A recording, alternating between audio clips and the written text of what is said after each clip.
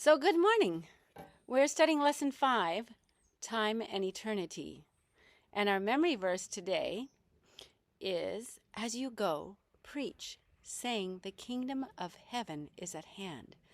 So, Jesus is saying to his followers, the believers, his disciples, as you go, wherever you go, I want you to preach and tell people that it's time. The kingdom of heaven is at hand. That means it's time right now. So this is a message of time, a time-based message. And Jesus has a time-based message for us today. And the little commentary says, because time is short, we should work with diligence and double energy. You see, time is just a little piece, interception in eternity. Eternity is huge. Eternity, we can't even wrap our brains around that. But time is what we are in right now. And because time is so short, we need to work with diligence and double energy. Some of you might be saying, well, I don't even have energy for single energy. Never mind double energy.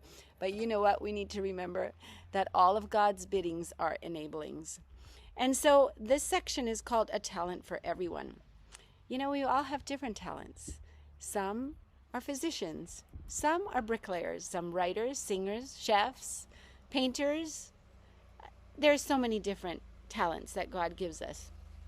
And we know that even though we live in a very fast-paced world, and right now, I can't even believe we're at the end of October 2022. It's too amazing to even think of how fast this year has gone. But King Solomon, he reminds us that to everything there is a season and a time to every purpose under heaven.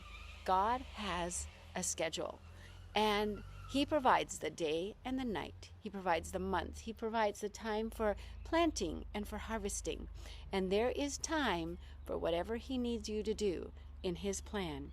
Our time is a gift from God. He created time in eternity. And our time belongs to God. It's a gift from him for us. And every moment is his. And we are under solemn obligation to improve the time that we have for his glory, to prepare for eternity, and to prepare for the judgment that is ahead. So we have a gift, time. We have a purpose, preparation for eternity. So what else should we consider with this gift of time as we plan to use the moments that we have? If we go to James chapter 4, this is the brother of our Lord writing, and he says, till we all come to the unity of the faith and the knowledge of the Son of God, unto the perfect man, unto the measure of the stature of Christ, that we henceforth be no more children tossed to and fro with every wind of doctrine. You see, if we don't grow, we are dying. A child that doesn't grow, parents, we want to keep them small, but we really want them to grow too, because if they don't, there is something wrong.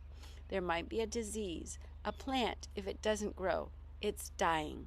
And the same thing with us. If we do not grow intellectually, socially, if we do not grow spiritually, if we do not grow in our walk with God, we are not progressing in the use of our time. We are not being responsible in the use of our time as God has given it to us.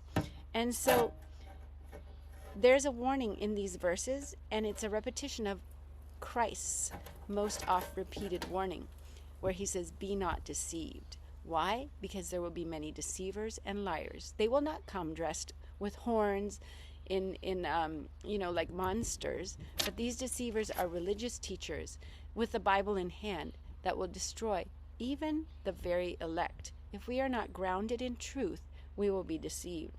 So the interesting thing is when we have God's agape love flowing through his believers, the truth can be spoken, because when we have sincere interest, as Jesus did, Jesus' love flowed to everyone he was around. He could speak some hard truths, but because there was such interest in the healing of the person, in the well-being of the person, in the rescue of the person, Jesus could speak some hard things. And the person realized that it was for their own good. And if we can grow up in Jesus Christ, we can also be used by him to speak sometimes difficult truths, but they're salvational and for the interest of the person we might be sharing with. So the question is, how do you value your time? How do I value the time that God gives to us? Because time is short, Jesus is coming soon, and we will have to give account. Are we using it to share God's love with those around us? Is the big question. God bless you today.